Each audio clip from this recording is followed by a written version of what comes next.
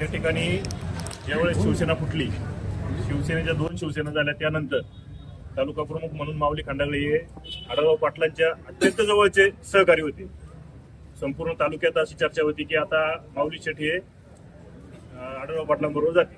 पण त्या टायमाला इथल्या सर्व परिस्थितीची आढावा घेऊन शिवसैनिकांच्या पाठीमागे कोणाला तरी ठाम उभं राहायचे म्हणून माऊली शेठनी तालुका प्रमुख पद ठेवलं आणि तालुक्यात फिरत असताना आज फुटाफुटीच्या नंतर आजपर्यंत पक्ष बांधण्याची जबाबदारी त्यांनी सांभाळली. कोणतंही पद नसताना, म्हणजे बाकीचं कोणतंही लोकांचं पद नसताना आज त्यांनी शिवसेनेचं पाळमुळं तशीच रुजून ठेवलं. जर माऊलींना संपर्कात न घेता किंवा त्यांच्याशी संपर्क न करता जर पक्ष जर काही निर्णय घेत असेल तर आमचा उपतालुका प्रमुख म्हणून त्याला नक्कीच विरोध असणार. बामणे म्हणाले त्यांच्याशी संपर्क होत नाही.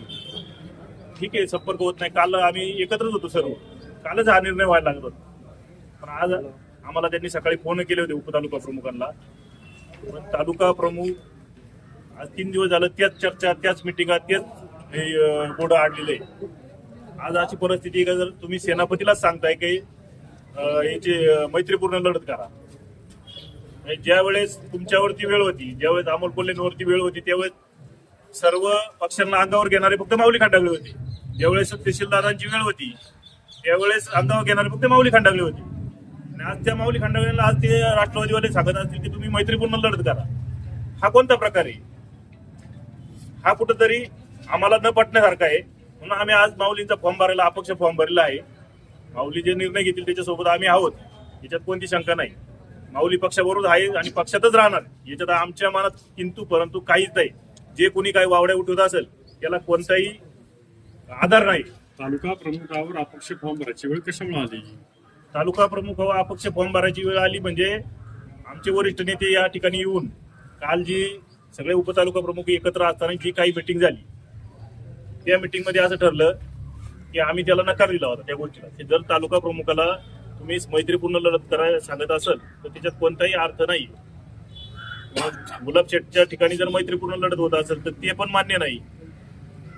दुसरं मग ठीक आहे, तुम्ही तालुका प्रमुखाला विचारात घेऊनच या सगळ्या गोष्टी करायला पाहिजे, आमचं एवढंच म्हणणं आहे पक्षाला. आता त्यांनी जर निर्णय घेतला एकनाथ शिंदे गटामध्ये जाण्याचा, तुमची त्यांना साथ असेल का माऊली खंडागळेंना? माऊली खंडागळे असा निर्णय घेणारच नाही ना. जर ते एकनाथ शिंदे गटामध्ये गेले तर कार्यकर्ते म्हणून मशालीचे तुमची भूमिका काय? ते जर निर्णय घेणार नाही त्या निर्णय बोलायचंच कशाला? किंतु परंतु आता बोलण्यात काही अर्थच नाही. ज्यावेळेस ते निर्णय घेतील त्यावेळेस आम्ही तुम्हाला सांगू काय असं. तुम्हाला विश्वास आहे ते एकनाथ शिंदे जाणार नाही? आम्हाला पूर्ण विश्वास आहे ते जाणार नाही. बरे महाराज बोला, तुम्ही देखील लावला, तुमचा फॉर्म भरला तुम्ही?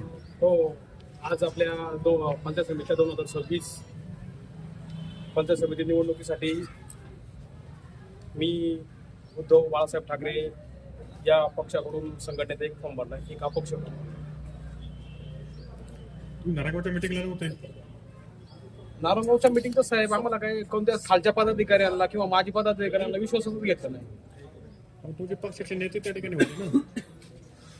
तर पक्षाचे नेते जे 4 वेळा राष्ट्रवादीकडे गेले, 8 वेळा परत माघारी आले. 19 ऑक्टोबरला मी बाईट दिली, तेव्हापासून ते जागे झाले. तुम्ही तिन्ही पत्रकार, आमचे तालुका प्रमुख, श्रीराम मंदिरामध्ये मिटिंग झाली तेव्हाही ते तळ्यात मळ्यातच होते. म्हणजे सुरुवातीपासून त्यांचं ठरलं होतं. मी 19 ऑक्टोबरलाच जी मुलाखत दिली, माझ्या मुलाखतीमध्ये मी स्पष्ट सांगितले की सावरगाव कुसोडमध्ये मशालीची ताकद आहे, मशालीवर आम्ही लढणार. मग उमेदवार कोणी असू द्या, पण मशाल ही आमची उमेदवार राहणार आहे. त्याप्रमाणे मी पंचायत समितीला 1 वर्षापासून तयारी करत होतो. त्या पद्धतीने मी मशालीचा संबंध नाही. गुलाब पारखेंची भूमिका ही ठाम नव्हती का पहिल्यापासून? तर साहेब त्यांनी तुम्हाला सांगितलं ना, तुम्ही त्यांची मुलाखती दिल्या, तुम्ही त्यांना मुलाखतीमध्ये जे प्रश्न केले त्यांनी त्यांचं प्रामाणिकपणे उत्तर दिलंय. ते गेले होते, बोलले मी गेलो राष्ट्रवादी. मग आता त्यांनी उत्तर दिल्यानंतर मी एक छोटा कार्यकर्ता आहे, मी बोलणं उचित नाही.